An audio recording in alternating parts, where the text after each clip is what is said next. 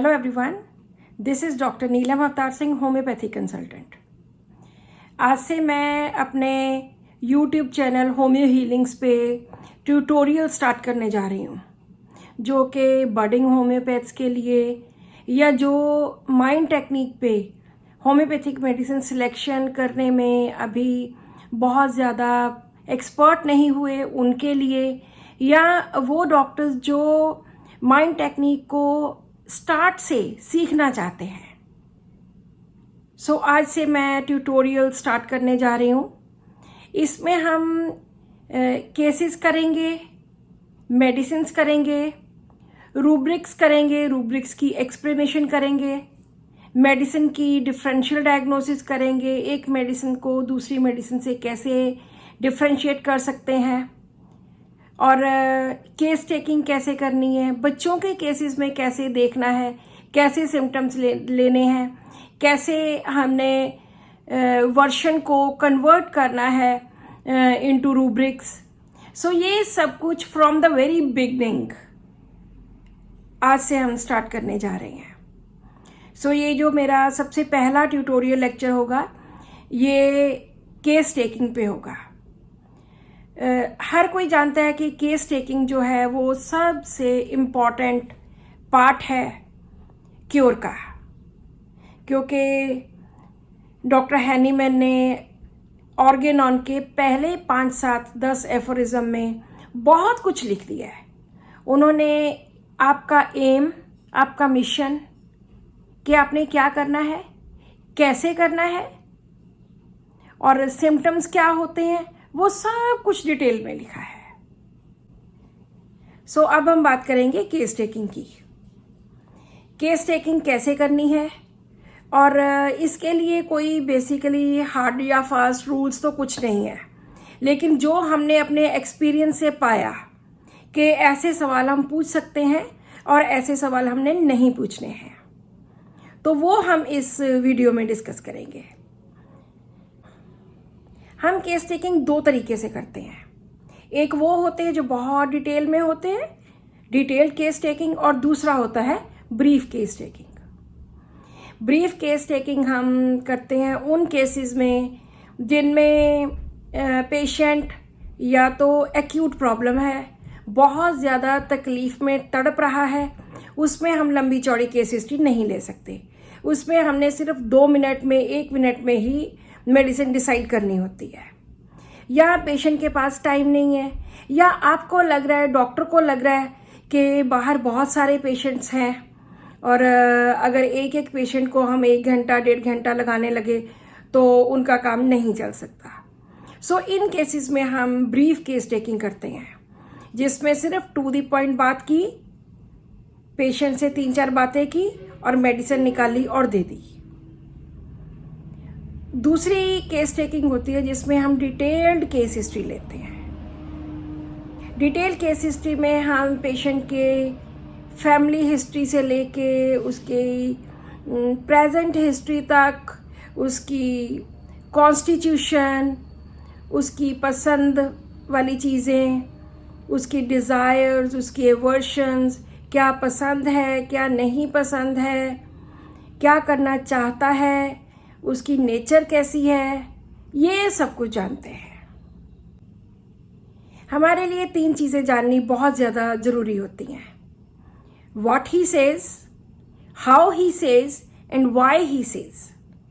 हर चीज़ में वो क्या कहता है, कैसे कहता है और क्यों कहता है, क्योंकि हर बात में अगर कुछ पेशेंट बोलता है तो उसके पीछे कोई ना कोई रीज़न ज़रूर होता है। वो हमारे लिए जानना बहुत ज़रूरी है। जैसे बहुत सारी वीडियोस में मैंने बताया कि अगर पेशेंट आके रोता है, हमारे पास रोने लग जाता है, तो ज़रूरी नहीं कि वो पल्साटिला ही हो। There are many medicines under this rubric. सबसे पहले हम पेशेंट का नाम, उसकी एज, सेक्स, उसका एड्रेस, उसका फ़ोन नंबर, ये सब कुछ नोट करने के बाद हमारा एक ही मकसद है कि हमने पेशेंट की उंगली पकड़ लेनी है।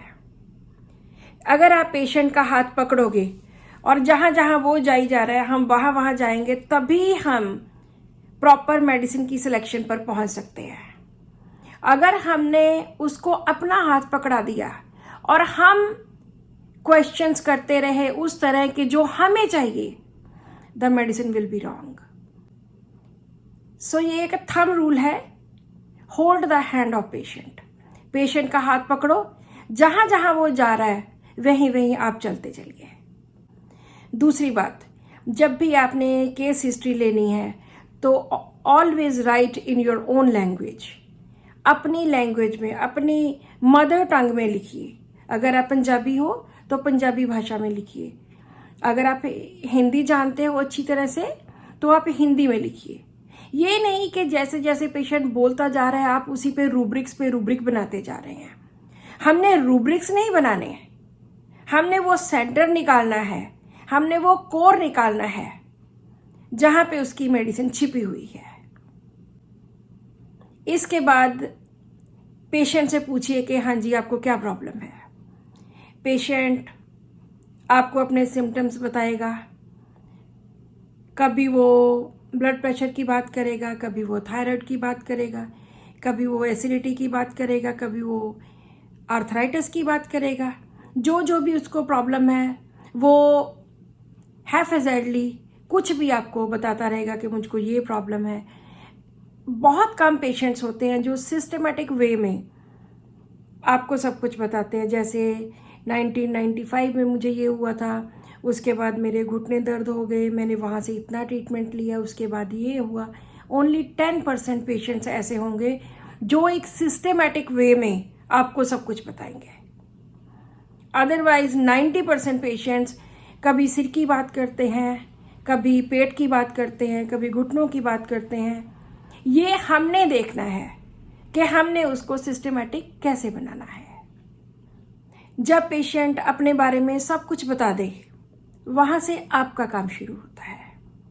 वहाँ से आप एक एक सिम्टम के बारे में, एक एक बीमारी के बारे में, कब वो बढ़ती है, कब वो ठीक होती है, किस चीज़ से फ़र्क पड़ता है, किस चीज़ से आराम आता है, किस से नहीं आता, ठंड से, गर्मी से, ये सब चीज़ें फिर एक एक प्रॉब्लम के बारे में आप पूछ सकते हो। या कोई और प्रॉब्लम है, पहले पेशेंट को कंप्लीटली बोलने देना है, उसके बाद 1 by 1 आपने उससे पूछना है। अब यहाँ पे हमारा काम शुरू होता है कि हमने उसको क्या पूछना है और क्यों पूछना है। क्योंकि हमारी क्यों, जो हम उसको पूछते हैं कि हमने कोई भी बात पूछी है, उसके पीछे रीज़न क्या है, वो हमें पता होना चाहिए। ड्यूरिंग कॉन्वर्सेशन हमने पेशेंट के हर तरह के एक्सप्रेशंस, लाइक उसके डर, उसके बात करने का तरीका, उसकी एंग्जाइटी, उसकी इम्पेशेंस, या फेस पे एक्सप्रेशंस जो उसके आते हैं, जो फ्राउन है, या कुछ भी ऐसी चीज़ें जो हमें बहुत ज़्यादा मार्क्ड लग रही हैं, बहुत ज़्यादा इम्पॉर्टेंट लग रही हैं, वो हमने ज़रूर नोट करनी है। केस टेकिंग के दौरान पेशेंट जो सबसे पहले बोलता है, अपनी हिस्ट्री में बार बार बोलता है, और एंड में जो बोलता है वो हमारे लिए बहुत ज़्यादा इम्पॉर्टेंट होता है। कई बार ऐसा भी हुआ कि पेशेंट की लंबी चौड़ी हिस्ट्री ली, लेकिन जाते जाते उसने एक ऐसी बात बोली जिससे उसकी सारी मेडिसिन चेंज हो गई। सो वो शुरू में आके क्या बोलता है, वो बार बार कौन कौन सी चीज़ें रिपीट करता है, और बातों के एंड में वो क्या बोलता है, दिस इज़ वेरी इंपॉर्टेंट। कोई भी एक मेडिसिन कई तरह की पर्सनैलिटीज़, कई तरह की सिचुएशंस को कवर करती है। जैसे एक पेशेंट आता है तो वो बोलता है कि बस जल्दी से मुझे ऐसी दवाई दे दो जिससे मैं ठीक हो जाऊं, या मैं होम्योपैथी इसलिए नहीं लेता क्योंकि होम्योपैथी बहुत स्लो असर करती है, या डॉक्टर साहब जो भी टेस्ट करवाने हैं करवा लो, जल्दी से मुझे दवाई दे दो। ये सारी चीज़ें पेशेंट के लिए तो जनरल बातें हैं, लेकिन हमारे लिए all these things are very important. क्योंकि हमने इसी में सिलेक्शन करनी है मेडिसिन की। अगर पेशेंट बोलता है कि मैं होम्योपैथी इसलिए नहीं लेता क्योंकि ये स्लो एक्टिंग मेडिसिन है, मैं तो एलोपैथी की एक गोली लेता हूँ और बस अपने काम पे लग जाता हूँ, तो यहाँ पे उसका रूब्रिक आएगा carry desire to be fast, कि वो जल्दी से ठीक होना चाहता है। और क्योंकि होम्योपैथी मानी गई है कि ये स्लो एक्टिंग मेडिसिन है, उसके मन में ये धारणा है, इसलिए वो होम्योपैथी नहीं लेता। कई बार इस तरह के पेशेंट्स आते हैं कि डॉक्टर साहब प्रॉब्लम तो हमें बहुत दिनों से थी, 15-20 दिन हो गए या महीना हो गया, तो दवाई तो नहीं ली। फिर हम पूछते हैं कि आज क्यों आए हो? देन ही सेज के आज तो मेरी प्रॉब्लम बहुत ज़्यादा बढ़ गई। तो यहाँ पे पहली स्टेज में जहाँ पे उसने दवाई नहीं ली, वहाँ पे वो इनडिफरेंट टू सफरिंग था, उसने परवाह नहीं की अपनी प्रॉब्लम की, पता था कि प्रॉब्लम है, बट ही वॉज इनडिफरेंट। और आज जब वो बहुत ज़्यादा बढ़ गई तो उसकी हद क्रॉस हो गई, लिमिट क्रॉस हो गई उसकी बर्दाश्त करने की। सो उसने आज वो आया, तो यहाँ पे indifference to suffering and fear extravagance, ये 2 रूब्रिक्स लेके हम ओपीएम निकाल लेते हैं। सो ये छोटी छोटी बातें हैं जो पेशेंट्स अक्सर आके बोलते हैं और हम अक्सर इनको इग्नोर करते थे पहले, लेकिन अब ये बातें बहुत ज़्यादा इम्पॉर्टेंट हैं, क्योंकि इसी तरह से आपने उसकी केस हिस्ट्री लेनी है, उसके स्वभाव के बारे में जानना है।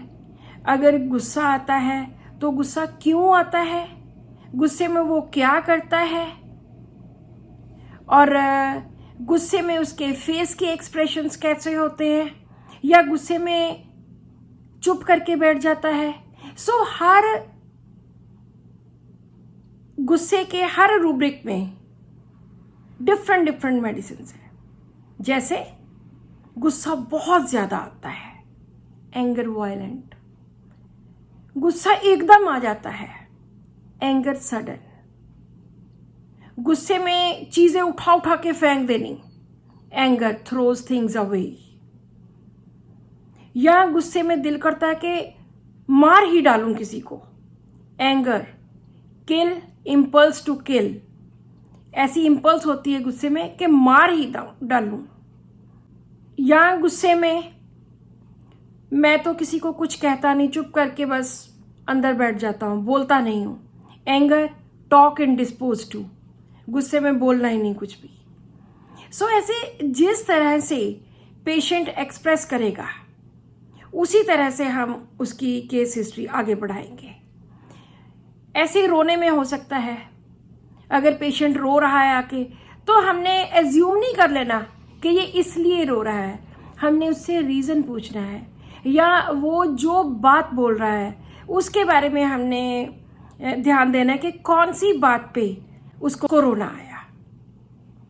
इग्नेशिया एंड नेट्राम्योर, उनमें डेथ की वजह से, ग्रीफ की वजह से, किसी लॉस की वजह से रोना आता है।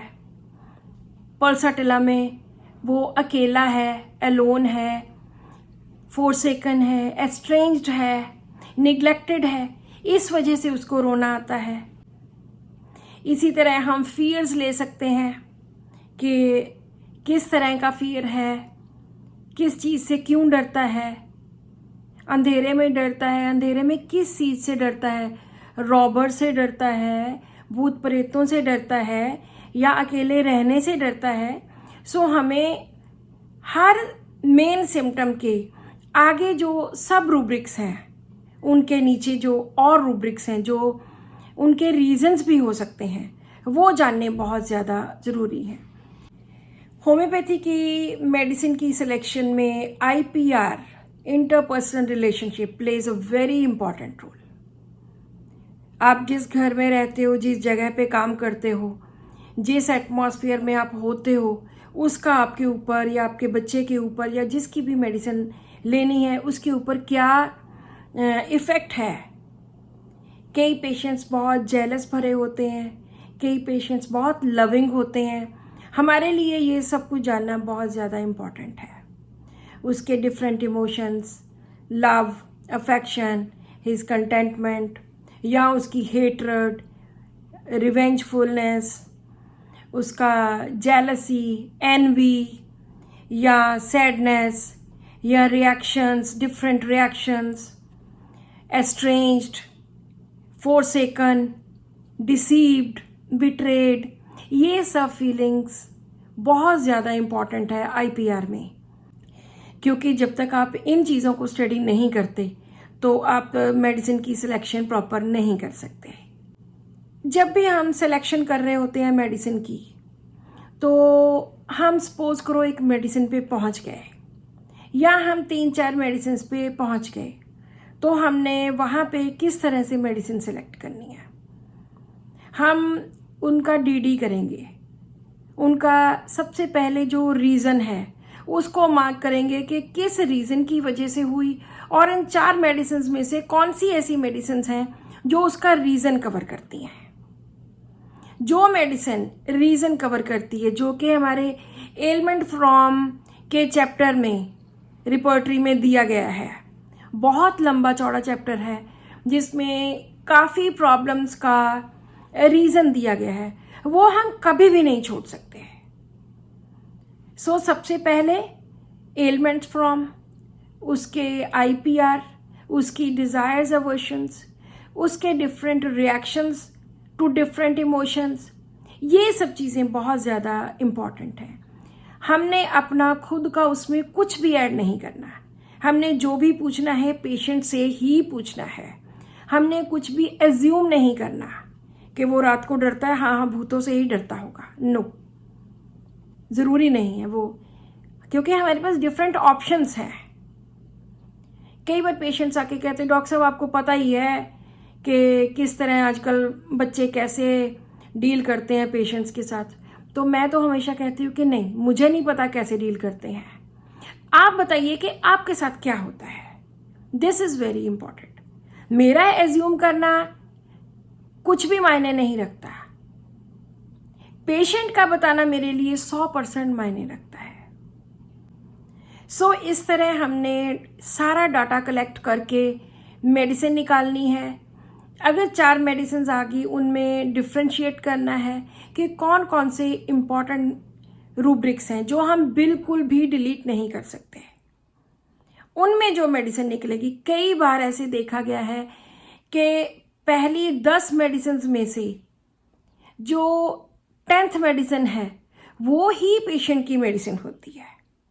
हमने नंबर्स काउंट करके मेडिसिन की सिलेक्शन नहीं करनी कि इसमें 10 रूब्रिक में 5 रूब्रिक इस मेडिसिन ने कवर किए हैं और इसमें 35 नंबर बनते हैं, और जो 10वें नंबर पे है उसमें तो सिर्फ 20 नंबर ही बनते हैं उसके।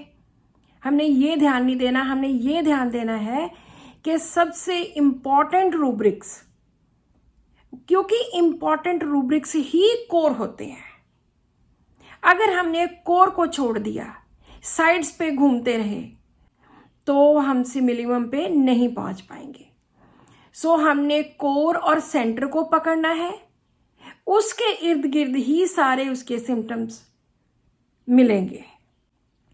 अगर हम कोर पर पहुंचेंगे, सेंटर पर पहुंचेंगे, तभी हम सिलेक्शन ऑफ मेडिसिन प्रॉपर कर सकते हैं। आज की वीडियो में बस इतना ही। आई थिंक हमने काफ़ी पॉइंट्स कवर किए हैं। जो भी पॉइंट्स और होंगे जो मुझे लगता है कि नहीं कवर हुए, वो अगली वीडियो में, जिसमें हम कुछ बच्चों के बारे में कि बच्चों के हम सिम्टम्स कैसे लेंगे, बच्चों के रूब्रिक्स कैसे सेलेक्ट करेंगे, उसके बारे में नेक्स्ट वीडियो में हम बात करेंगे। हर वीडियो के एंड में मैं आपसे एक क्वेश्चन पूछूंगी और उसका जवाब आपने मुझे जो कमेंट्स बॉक्स है उसमें देना होगा।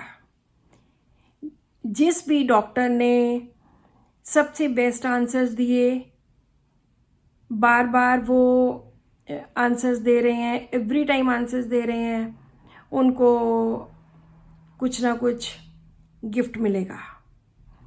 और सबसे ज़रूरी बात, आपने अगर ट्यूटोरियल्स प्रॉपर ढंग से करने हैं तो you should subscribe my channel. Notification में आपने ऑल नोटिफिकेशंस करनी है ताकि आपको सब तरह की नोटिफिकेशंस आपको मिलती रहें। So keep watching my videos. आज से जो हम ये ट्यूटोरियल्स शुरू करने जा रहे हैं, मुझे लगता है कि आपको इनका बेस्ट फ़ायदा उठाना चाहिए। आज का वीडियो का क्वेश्चन है, what is the highest ideal of cure?